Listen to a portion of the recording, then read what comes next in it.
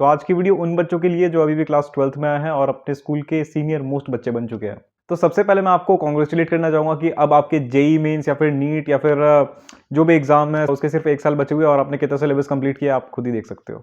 मजाक कर रहा हूँ, मैं आपको इस बात की कांग्रेचुलेशन देने वाला हूँ कि आपने क्लास 11th जितना टफ क्लास कंप्लीट कर लिया। ठीक है, इस बात की कांग्रेचुलेशन।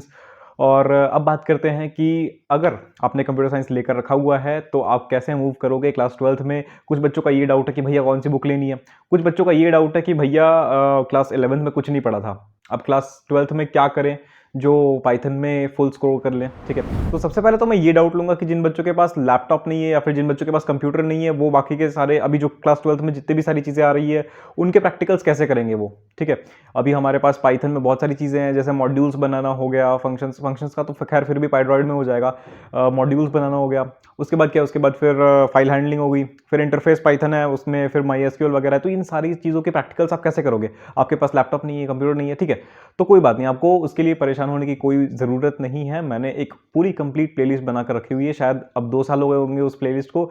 उसमें मैंने ये बताया था कि शुरू से एंड तक आप क्लास 12th में जितने सारे भी चैप्टर्स के प्रैक्टिकल्स है ना वो आप कैसे कर पाओगे अपने फ़ोन में। ठीक है, अपने फ़ोन को आप यूज़ कर सकते हो।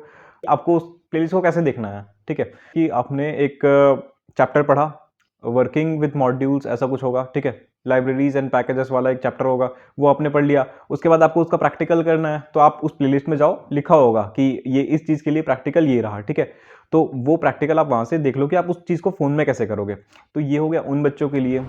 दूसरा सवाल आता है उन बच्चों का कि वो कहते हैं कि मैंने क्लास 12th में मैंने क्लास 11th में कुछ नहीं पढ़ा, अब क्लास 12th में कैसे मैक्सिमम स्कोर कर पाऊँ। तो देखो, इसका आंसर ये है कि क्लास 12th में जो फर्स्ट 2 चैप्टर्स हैं, चैप्टर नंबर 1, चैप्टर नंबर 2, वो ये हैं, पाइथन रिवीजन टूर 1 और पाइथन रिवीजन टूर 2। ठीक है, बहुत आसान है, मतलब बहुत आसान तो नहीं कहूँगा अगर आपने कुछ भी नहीं पढ़ा है क्लास 11th में तो। खैर, वो आपको कैसे करना है, देखो क्लास 12th के जितने भी चैप्टर्स हैं सबके वन शॉट्स मैंने प्लेलिस्ट बनाकर रखा हुआ है। ठीक है, सबके वन शॉट्स है और बहुत ही इन डेप्थ है, बहुत अच्छे तरीके से बताया है। इतने डिटेल में मैंने पढ़ा है जितने डिटेल में मैंने खुद ही नहीं पढ़ा था क्लास 12th में, और फिर भी मेरे 99 आए थे। और मैंने उससे ज़्यादा डिटेल में पढ़ाया, तो आप 100 स्कोर कर सकते हो। ठीक है, किसी एक सब्जेक्ट में तो करो 100 स्कोर, मैं तो नहीं कर पाता, लेकिन खैर आप ट्राई करो, शायद हो जाए।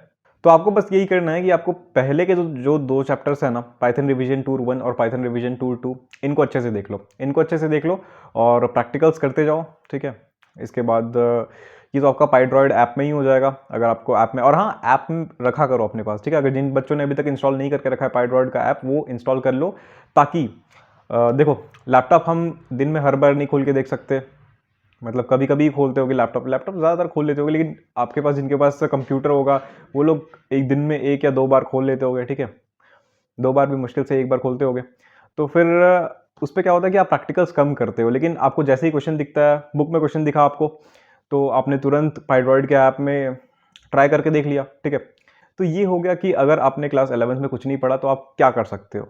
ठीक है, तो इन दोनों चैप्टर्स के करने के बाद आपके पास बाकी जितने भी चैप्टर्स है उसमें आपको आसानी होगी, और आप मेरी वीडियोस अच्छे से फॉलो करना। क्लास 12th की प्लेलिस्ट बनी हुई है और मैं क्लास 12th में फिर से वो वीडियोस नहीं बनाने वाला। जब अगर पाइथन में कुछ चेंजेस हो जाएंगे तो मैं नई वीडियोस लेकर आऊँगा, अभी मैंने ऑलरेडी बना कर रखा हुआ है, तो आप वो जाकर फॉलो कर सकते हो। ठीक है, खैर अभी मैं क्या करने वाला हूँ, अभी मैं सोच रहा हूँ कि आईपी वाले बच्चों के लिए कुछ वीडियोस बनाना। ठीक है, तो क्लास 11th के लिए मैं आईपी की वीडियोस बनाऊंगा और क्लास 12th के लिए आईटी की वीडियोस बनाऊंगा। ठीक है, आईटी भी एक सब्जेक्ट है, जिन बच्चों को शायद ना पता हो, मुझे भी नहीं पता था, लेकिन किसी एक अक्षत नाम के लड़के ने मुझे मैसेज करके बोला कि आईटी के लिए कंटेंट बहुत कम है, और मुझे नहीं पता कि उसमें व्यूज़ आएंगे या नहीं। खैर आईपी में तो व्यूज़ आएंगे ही आएंगे, क्योंकि बहुत सारे बच्चे हैं आईपी के, बहुत ज़्यादा ही बच्चे हैं, लेकिन आईटी के काफ़ी कम बच्चे हैं, लेकिन फिर भी चलो ट्राई करते हैं।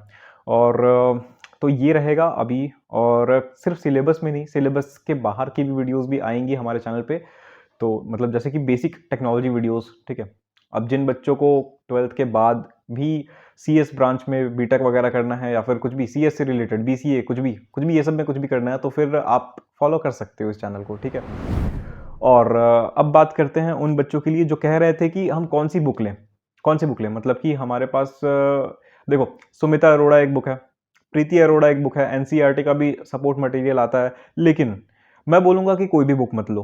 ठीक है, क्योंकि देखो अगर आपको थ्योरी की ज़रूरत है तो सब कुछ प्रैक्टिकली मैंने आपको एक्सप्लेन करके दिखाया हुआ है, और नोट्स की ज़रूरत है, नोट्स भी मैंने क्लास 12th के लिए कंप्लीट बनाए हुए हैं। ठीक है, कंप्लीट क्लास 12th के नोट्स मैंने बनाए हुए हैं और वो मैं डाल चुका हूँ अभी अपने टेलीग्राम ग्रुप पे। ठीक है, तो टेलीग्राम ग्रुप जल्दी से जिन्होंने भी ज्वाइन नहीं किया है जाके ज्वाइन कर लो, ताकि उस पर आप डिस्कशंस कर पाओ। और बकवास मत करना टेलीग्राम ग्रुप में, ठीक है, काम की ही बातें होंगी वहाँ पर। तो नोट्स के लिए आप मेरे हैंड रिटन नोट्स फॉलो कर सकते हो, ठीक है, या फिर मैंने वन शॉट जो बनाकर दिए हुए हैं वो आप देख लो, वहाँ से आप खुद से ही नोट्स बना लो। ये दो तरीके हो गए। और अब बात आती है कि क्वेश्चंस की, तो क्वेश्चन के लिए हम क्या करें। देखो, अगर आपके पास पैसे हैं, इतने हैं कि हैंडल नहीं हो रहे, तो जाके खरीद लो बुक। और अगर पैसों की कमी है या फिर मन नहीं है खरीदने का, तो अपने दोस्तों से मांग लो क्वेश्चंस का सिर्फ जो पेपर है, मतलब क्वेश्चंस के जो पेजेस हैं उनकी फ़ोटोज़ मांग लो, या फिर टेलीग्राम ग्रुप में आ जाओ, मैं हेल्प कर दूंगा, ठीक है। या फिर मैं रेगुलरली क्वेश्चंस डाल दिया करूंगा, आप उसे फॉलो कर सकते हो आराम से। और हाँ, कुछ बच्चे ये भी पूछ रहे थे कि क्या क्लास 12th वाला जो CS है वो क्लास 11th से डिफ़िकल्ट है। हाँ है, इसमें प्रैक्टिकल चीज़ें ज़्यादा हैं। जैसे उसमें आप क्या कर रहे थे, सिर्फ कैलकुलेटर वगैरह बना रहे थे, प्राइम नंबर फाइंड कर रहे थे, लिस्ट में इटरेट कर रहे थे, स्ट्रिंग्स में इटरेट कर रहे थे, ठीक है। लेकिन यहाँ पर थोड़ी प्रैक्टिकल चीज़ें ज़्यादा हैं। इसमें आप क्या करने वाले हो, इसमें आप फाइल्स के साथ काम करने वाले हो। जैसे टेक्स्ट फाइल हो गई, CSV फाइल हो गई। तो CSV फाइल अभी तक आप क्या कर रहे थे, एक्सेल से काम कर रहे थे उसमें, ठीक है। तो जो आप एक्सेल से काम कर रहे थे उसमें थोड़ी चीज़ें आप पाइथन से करने लगोगे, आप पाइथन से चीज़ें बनाने लगोगे, पाइथन से टेक्स्ट फाइल बनाने लगोगे, आप बाइनरी फाइल्स के साथ काम करने लगोगे, ठीक है।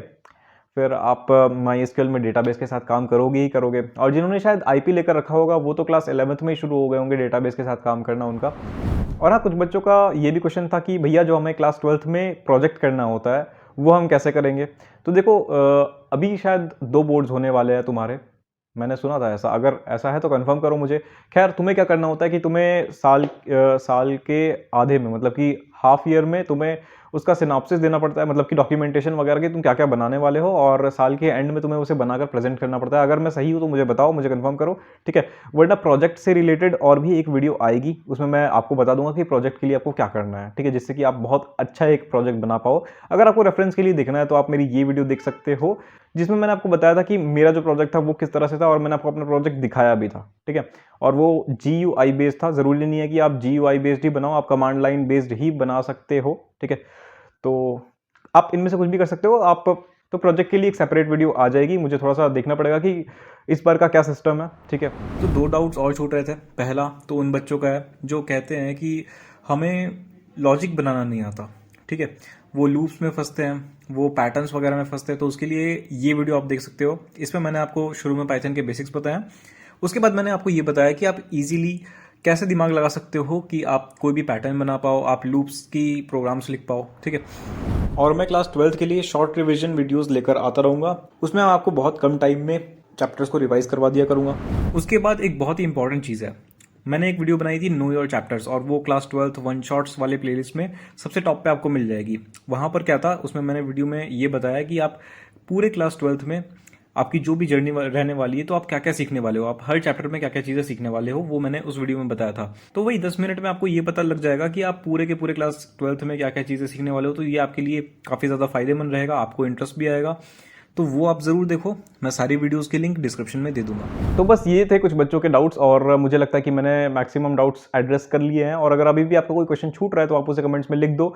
और आपको तो पता ही है कि मैं हर कमेंट्स का रिप्लाई कर देता हूँ। और मुझसे ज़्यादा कनेक्ट होना चाहते हो तो इंस्टाग्राम में मुझे फॉलो कर लो। और हाँ, अपने जूनियर्स को ये बताना मत भूलना कि आपने CS कहाँ से पढ़ा था और किस तरह से मैंने पढ़ाया था, ठीक है, ताकि वो लोग भी मेरी वीडियोज़ का फ़ायदा उठा पाएँ। और चैनल को सब्सक्राइब करना, कोई डाउट हो तो कमेंट करना, वीडियो को लाइक करना, और चलो बाय।